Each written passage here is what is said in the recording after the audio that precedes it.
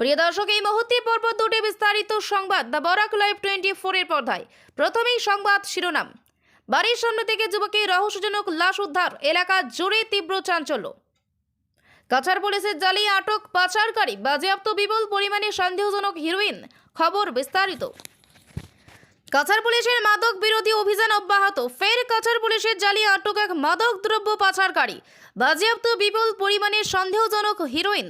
Cachar police ও আসাম রাইফেলের যৌথ মাদক বিরোধী অভিযানে বড়সড় সাফল্য। জেরিঘাট লালপানি এলাকা থেকে এক মাদক দ্রব্য পাচারকারী কাছ থেকে 19টি সাবানের বাক্সে মোট 420 গ্রাম সন্দেহজনক হিরোইন বাজেয়াপ্ত করে পুলিশ। তৎসঙ্গে আটক করা হয় এক পাচারকারীকে। ধৃত পাচারকারীর নাম হাউ মিন ঠাং দোংলে বলে জানা গিয়েছে। তাকে আটকে রেখে টানা জিজ্ঞাসাবাদ চালাচ্ছে পুলিশ। রহস্যজনকভাবে বাড়ির সামনেই মৃতদেহ উদ্ধার হলো এক যুবকের। এই মুহূর্তে সবচেয়ে বড় খবর, দিন দুপুরে রহস্যজনকভাবে বাড়ির সামনেই মৃতদেহ উদ্ধার হলো এক যুবকের। এই নিয়ে চাঞ্চল্য দেখা দিয়েছে লালার চন্দ্রপুর এলাকায়। বছর 25-এর যুবক গুলশান হাবিব চৌধুরী মৃতদেহ বাড়ির সামনেই পড়ে থাকতে দেখা যায়। তবে সেটা আত্মহত্যা না খুন এখনও তার স্পষ্ট কোনো খবর পাওয়া যায়নি। প্রাথমিকভাবে আত্মহত্যা বলে মনে করছেন অনেকেই। সিসি ক্যামেরায় বন্দি ভিডিওতে দেখা যায় গুলশান দ্বিতল ভবন থেকে পড়ছে। এই ঘটনাটি ঘটেছে বুধবার বেলা 12টা নাগাদ লালার চন্দ্রপুরে। স্থানীয় সূত্রে জানা যায়, গুলশানের কাকা মসজিদে নামাজ পড়তে ঘর থেকে বের হলে দেখতে পান রাস্তায় গুলশানের দেহ পড়ে রয়েছে। সঙ্গে সঙ্গে তিনি চিৎকার করলে পরিবারের লোক এবং প্রতিবেশীরা জমায়েত হন। খবর দেওয়া হয় পুলিশে। এই ঘটনার খবর পেয়ে ম্যাজিস্ট্রেট ও পুলিশ ঘটনাস্থলে উপস্থিত হয়ে মৃতদেহ উদ্ধার করে ময়নাতদন্তের জন্য হাইলাকান্দি এসকেরায় সিভিল হসপিটালে পাঠিয়ে দেয়। প্রয়াত গুলশান প্রাক্তন বিশিষ্ট শিক্ষাবিদ লালা ব্লক কংগ্রেসের সভাপতি নুরুল হক চৌধুরীর দ্বিতীয় ছেলে। এমন ঘটনায় গোটা পরিবার ভেঙে পড়েছে, পাশাপাশি এলাকায় চাঞ্চল্য দেখা দিয়েছে। এটা অবিশ্বাস্য ঘটনা, অনাকাঙ্ক্ষিত ঘটনা। এটা শুনে আমরা হতবাক। লালা এলাকার মধ্যে সবচেয়ে খুব বেশি নম্র, ভদ্র, অমায়িক ব্যবহারের একটা ছেলে ছিল।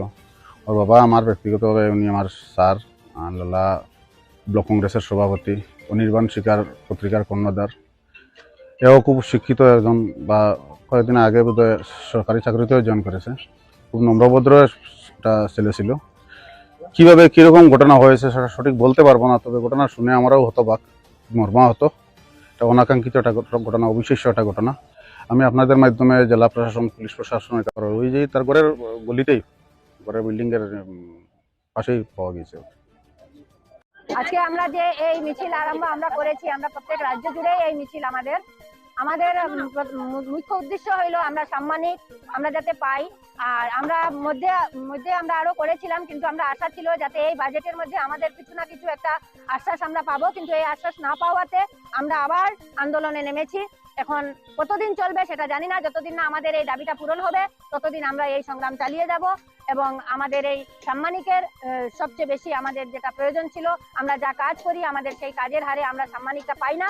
এই জন্য আমাদের এই আন্দোলন, আজকের এই আন্দোলন চলছে। এবং